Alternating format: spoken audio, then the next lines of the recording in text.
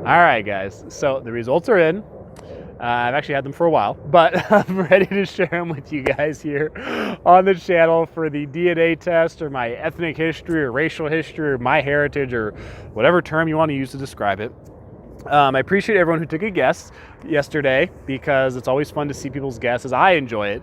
I don't get offended by it, and I found it interesting because my DNA comes from not one, not two, but 3 continents, as you're about to see here in the video. So I'm going to jump over to my computer screen. I'm going to show you guys just the results I got. So if you guys just want to see that part, cool. And after that, I'll talk some history and some things that some people might find interesting. And then after that, I'll just come back here and I'll finish up with a few words. So hey, watch and enjoy. Okay. So let's take a look at the DNA breakdown that I have here. So this, we'll work our way just from top to bottom. The Iberian Peninsula, 47% right here. So modern day Spain and Portugal. Next was Scandinavian, 36.6%. So it looks like that includes Norway, Sweden, Finland, Denmark, and maybe just barely into Germany. And then English. English, 6.5%. Middle East, about 7%. We're looking at for the Middle East, so just broad, doesn't really break down any countries. And then almost 3% African, about 2/3 of that North Africa, and then 1/3 down in West Africa and Nigeria. All of that adding up to make 100% Jacob Orth. So with getting these results, none of this was like a major shock to me. Um, I didn't have any results where I found out I was 28% from some other place or 44% or whatever the case is. Mine, part of that's because my bloodline really does not go that far back into the U.S. So I have one ancestor who was in the U.S.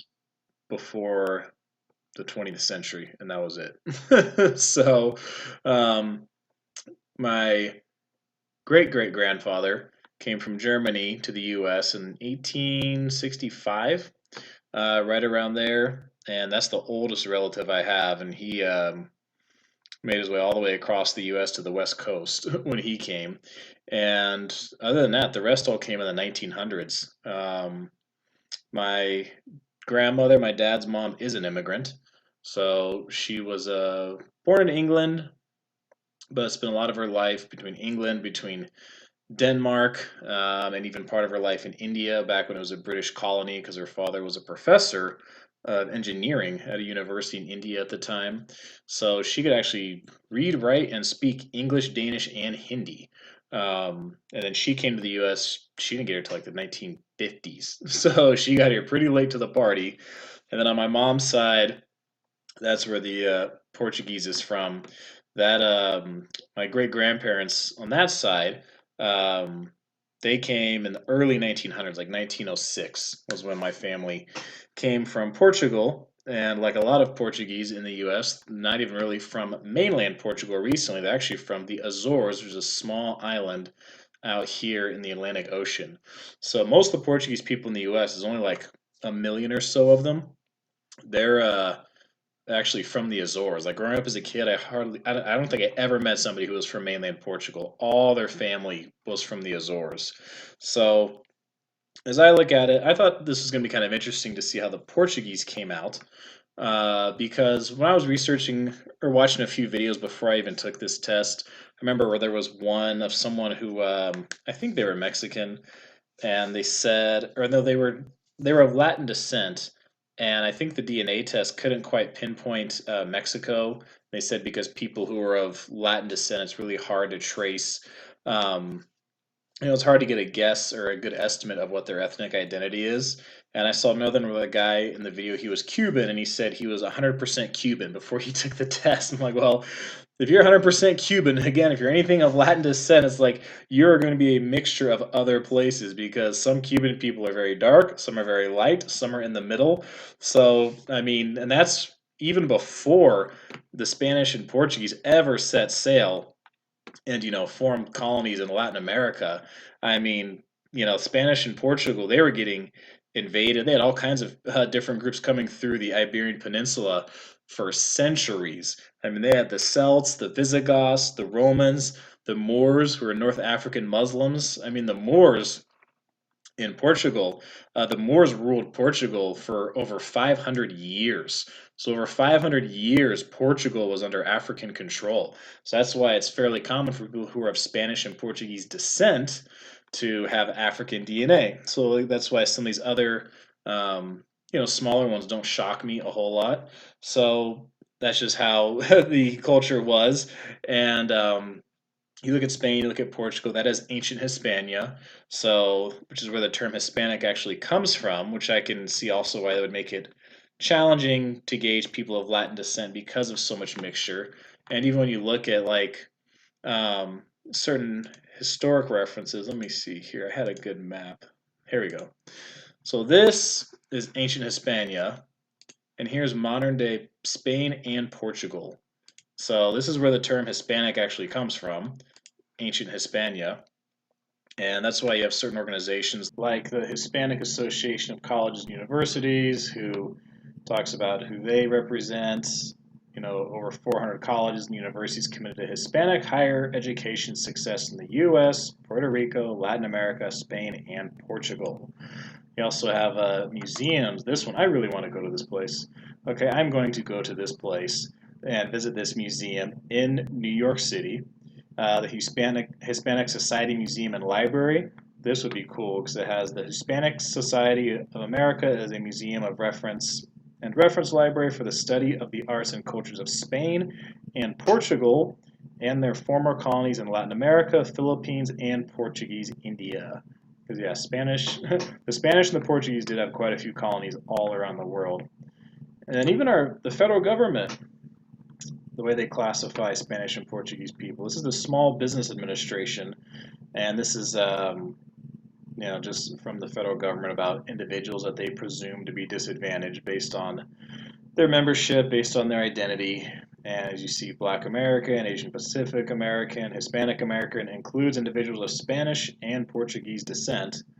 So I've never taken or I've never received any race or race or ethnic based money is a way to put it. So I've never partaken in that before, but nonetheless, that's how the Portuguese are classified. And I can see why they would combine the Spanish and the Portuguese. I mean, of course, they're both of Latin descent, but there's quite a few similarities that go between these two cultures. If you look at some of the things, like, I thought this was kind of interesting for common names for people with Spanish descent and Portuguese descent. Names like Jose, Miguel, and I have relatives with both of these names in Portugal that I just talked to not too long ago. So those are common names. You'll see people of Spanish and Portuguese descent: Santiago, Francisco, Ana, Maria. Last names, this is kind of interesting. Some of you might enjoy this. You see a lot of people with last names like Marquez, Rodriguez, and Gomez spelled with a Z. That's typically the Spanish way to spell it. If you see someone with the same last name but with an S at the end of it, that's more of the Portuguese way to spell it. So difference between Spanish spelling and Portuguese spelling. I mean, the languages are similar in a lot of ways. Usually people who speak Portuguese can understand Spanish, but oftentimes people who speak Spanish cannot understand Portuguese. So they're both Latin languages, or they're both derived from Latin that are Romance languages. So, and then even looking here, some of these last names too, like this, Silva, Avila, Maciel, those are last names that growing up, I always knew these to be Portuguese last names. I knew kids I went to school with who had last names like this, people I knew just in the community who had these last names, and it was always a Portuguese last name. Except for Silva, at one point, I remember seeing a Mexican restaurant that was called Silva's. Avila, I actually had a teammate in college who had that last name who was Mexican. And one time here in Vegas, I met a guy with the last name Maciel who was also Mexican. So even though I'd always known these to be Portuguese last names, for each of these, I've met somebody who was Mexican with this last name.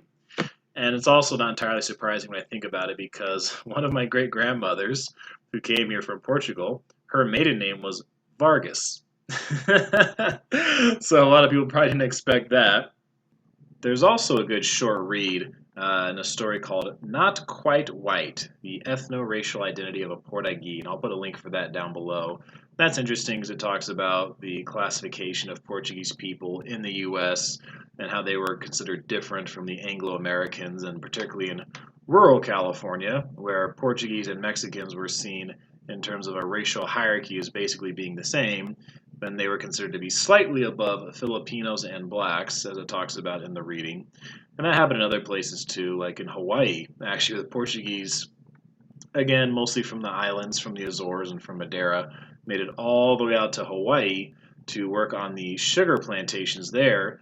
They would work with a lot of workers from Asia and Puerto Rico and other places like that too. And they were generally considered to be above the Asian workers, but they were not considered to be equal to the Anglo Americans or the Europeans who came from farther up north, like England or Germany. And I like to take time every so often to read something like that as far as history and that kind of thing. I find it interesting because living here in Las Vegas now, it's definitely different than, spending most of my life in California, where I was for pretty much the entire time I was there was in like the most Portuguese part. I guess you could say two of the most Portuguese parts of the country. Definitely the most Portuguese areas in California. The only place maybe with a bigger population is New Bedford, Massachusetts. But I mean, going to college in the Bay Area in San Jose, or San Jose has a ton of Portuguese resources. They have their own little Portugal in San Jose. For those of you who didn't know, you can find a bakery. This is a bakery in San Jose. You can also find a historical museum there. They've got the Five Wounds Portuguese National Church in San Jose, and these smaller towns in the Central Valley, where I grew up in my younger years. These small towns, like little towns like this, Gastine, they have festas. They had them when I was growing up, and they still have them today. So some of these really small towns out here, like Gastine, little town, out just out in kind of nowhere. Hilmar, another one, super Portuguese town. You come up here, Escalon, another one, super Portuguese town that has festas and things like that. And this area in general, the Central Valley area here. So, I mean, that's the area I grew up, and not a lot of Portuguese in Las Vegas. So, I mean, the Central Valley, big population, and then in the Bay Area here, in like San Jose and up in Fremont, you'll find resources, you'll find buildings and things like that that are dedicated to Portuguese events and things of that nature. So, it's I grew up in these two areas where there were large populations, and I don't see a whole lot of that here in Vegas anymore. Some of you may find it a little interesting to see what Portuguese people commonly look like. So I'll go here and I'll show you a few well-known Portuguese people. Here is probably the most well-known one in the world, Cristiano Ronaldo. And interestingly enough, he's actually from Madeira. So he's not even from mainland Portugal. So there's Madeira and there's the Azorian Islands, the two autonomous regions that are not part of mainland Portugal. So that's where he's from, and he's probably the most famous Portuguese person in the world. You'll see a common theme here with having dark hair, tan skin, brown eyes. That's pretty common look for a lot of Portuguese people. Actress Daniela Rua, same kind of thing. Brown hair, brown eyes, tan skin. Um, let's see. This is an actress in Portugal, Rita Pereira. Similar look, similar features. Another actress, Benedita Pereira. So, Portuguese people commonly are more tan. Hair, skin, eyes. Some are lighter, just depends on their complexion. Just can depend on their mixture. So, I mean, some Portuguese people look more Arabic because they have some of that more African blood that came when the Moors occupied most of Portugal for 500 plus years. So it could be where they're from in Portugal, whether it's the mainland, whether it's the Azorian Islands or something like that. But generally, people from Portugal and Spain, they're going to have more melanin and darker features than people from like Norway, Sweden, like the really northern European countries, just because of the mixture that took place down here. And Portuguese people oftentimes are shorter. I remember a girl I went to high school with. She was shorter and she had the tan hair, tan skin, brown eyes. She often got confused for being Mexican. And that's not always the case, though, because I am not short. I am not by any means. And it's interesting because in my family, my relatives who are more Scandinavian, they're a little bigger. They're not little, but they're not like huge. It's actually my Portuguese side of the family that's taller and similar actually here. with Cristiano Ronaldo. I think he's like 6'2". I think Daniela Rue is about 5'10". So they are definitely on the taller side of the spectrum, but it's fairly common for Portuguese people, at least the ones I grew up around in California, to be shorter. Well, guys, there we go. Those are the results I have for you guys. So hopefully that explains some things about me or my look, my physical appearance, or maybe it doesn't. I don't know. Certain things maybe helps explain, like, you know, why times like right now I'm like not tan at all. And some videos you've seen me record, I am not tan. And then other ones you see me record, I am much more tan, depending on, you know, how much sun I get. You know, so some of those things may help. Other things, you know, who knows, right? My eyes, the shape they are, don't know exactly why. You know, I've got some freckles here along my face, you know, don't know exactly where those came from. Why my hair on my head is brown, my facial hair is red, and my body hair is black. Again, don't know why the differences in hair color are taking place like that.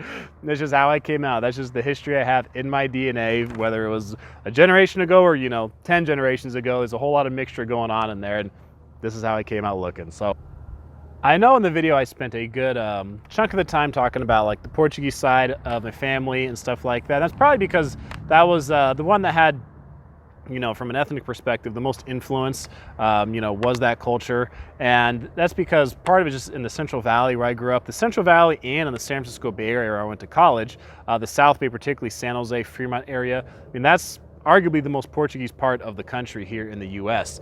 And that area does have a lot of influence. Some families still very much connected to Portugal. I had my grandparents could speak Portuguese. My great-grandparents obviously could speak Portuguese. I had a great uncle who was very involved in helping Portuguese immigrants go through the immigration process and also assimilate into U.S. culture once they were here. He would regularly host foreign exchange students, was involved in lots of events, you know, was involved in Little Portugal in San Jose and things like that. Grandma's house always had sweetbread. She like always had sweetbread at the house. And actually, I'll show you guys. There we go. Sweetbread is just like this. Shout out to Corvello's Bakery in Turlock for the sweetbread. Also, my uncle, grandma would have sumo, this soda. It's a citrus type soda that's popular. Can't get it here in Vegas, as far as I know. I have to get it off Amazon now, or just when I'm back in Northern California, I can get it there. My mom made sopage when I was a kid. I had lots of linguiça too when I was a kid. Linguiça was awesome. If you haven't had linguiça, guys, you were like missing out on life. So there's a reason I spent a good amount of time on that. Some people might ask me, hey Jacob, you know, can you speak Portuguese? My Spanish is better than my Portuguese, I will say that. My grandparents could speak, and sometimes the older relatives would say phrases here and there in Portuguese to me. My parents' age, so like my mom, her siblings and stuff, they really cannot for the most part. Obviously, I still have family back in Portugal who can speak Portuguese very well. But yeah, grandparents use phrases here and there, or older relatives use phrases here and there because their parents, my grandparents spoke Portuguese fluently. And so sometimes they'd say something to me, like there was a time I was at the house because my Portuguese grandfather was a farmer, right? Very common for Portuguese to be in agriculture. So he was a farmer, and he was much older, you know, so because my mom was born at the younger end of her family, then my grandma was at the younger end of her family. So a certain amount of influence, you know, it's just where I was born, you know, I missed a certain amount of it. But I was at the house one day, I think in high school, you know, had to ride the John Deere mower because I had to mow all the grass they had. And then out back they had orange tree, huge orange tree back there. I was back there picking oranges, putting them in the buckets. This is in the summertime. Like picking oranges, putting them in the buckets, all that kind of thing. I'm hot, I'm sweaty. I come in the house and I took my hat off, put it on the table. My grandma grabs the hat and she goes, "Chapéu fora da mesa," which means like hat off the table. And I was like, sorry. So things like that. I know phrases here and there where, you know, bom dia, right? I'll say obrigado to the people, which means bom dia is like, you know, saying good day, good morning, right? Obrigado is thank you, stuff like that. Sometimes I'd be work here in Vegas. I get people from, usually from Brazil if they spoke Portuguese, not too often from Portugal, but you know, I'd get someone from who had like a super Portuguese name, right? Their name was, you know, Jose Silva or, you know, Miguel Medeiros or something like that. Something that's like super Portuguese. And você tem nome muito português. And they look at me all surprised, like I could say something like that in Portuguese. And they're like, ela fala português? And sometimes these Brazilian people would come pretty regularly. I just knew a few phrases here and there, and you know, he would come with his friends from Brazil, and you go, "Oh, ele fala português," and I'd be like, "Nah, se fala muito pouco português." They go, "No, ela fala." He would say. Also at work, oftentimes, particularly for Spanish, I would be the translator. When I was at work, oftentimes I would translate for people. When I was doing security jobs, they wanted to come in, they didn't have an ID or something like that, and you know, they'd be like, "Oh, you know, mi ID está en mi hotel." I'd be like, "Well, si no tienes ID, no puedes entrar." Like, I can't help you, man. No hay nada lo que yo pueda hacer.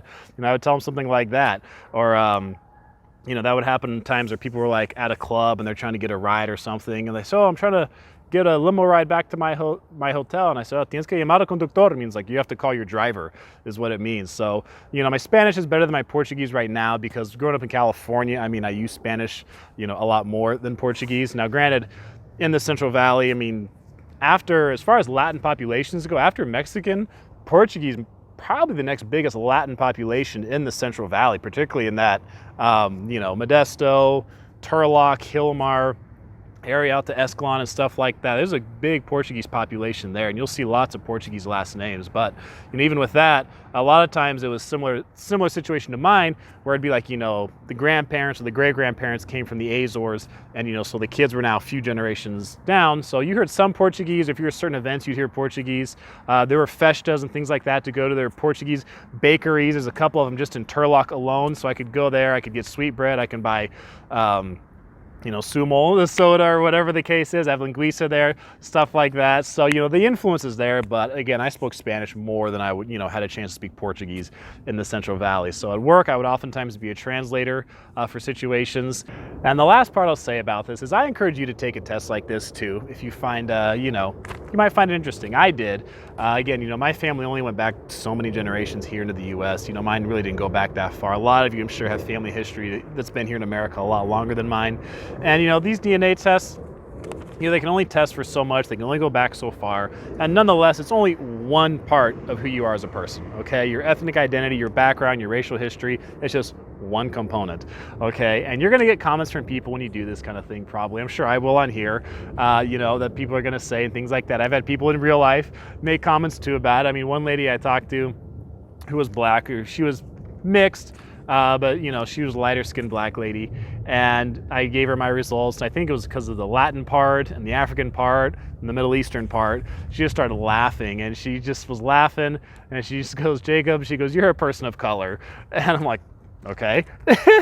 She just kept laughing, and she goes, "I expect to see you at the next rally, Jacob." And I was like, well, I don't think the amount of melanin in your skin or your ethnic history or anything like that has to determine your values that you have as a person, but she thought it was funny. Another black lady one time, I had ingrown hair, and I've had these in the past, ingrown hairs when it comes to shaving, and she said, you know, she goes, "those are very common in people who are of African and Hispanic descent." And I was like, yes, I know. That kind of thing. Or because in Vegas we have the hard water here that a lot of you are probably familiar with if you live here, that dries out your skin. I used a few different kinds of lotions when I first moved here, and then one day I started trying cocoa butter, and man, cocoa butter works amazingly well on my skin. It's a great product. So when I shared the results with someone else, I think it was at work, some employee goes, "Oh, that's why you always bring cocoa butter to work." It's like, I bring it to keep my hands moisturized and keep my skin from getting too dry. It works great. So, or someone else, one time was about, I think, the Middle Eastern part of my DNA, and someone had mentioned about being Jewish or something like that, and saying, "Oh, that must be where your intelligence comes from." Again, tons of comments from people. You get stuff like that. Like, I don't take it all personally. So I thought this was just more of an interesting thing to do. I encourage you guys to do it. I appreciate you guys watching this longer video, talk about all this kind of stuff, but I figured some of you might find a little amusement in it. So thanks for watching, guys. I appreciate all of you watching this video and checking out the channel. Please subscribe if you haven't done so yet. I'm going to see you guys in the next video. I am Jacob. This is My Life in Vegas.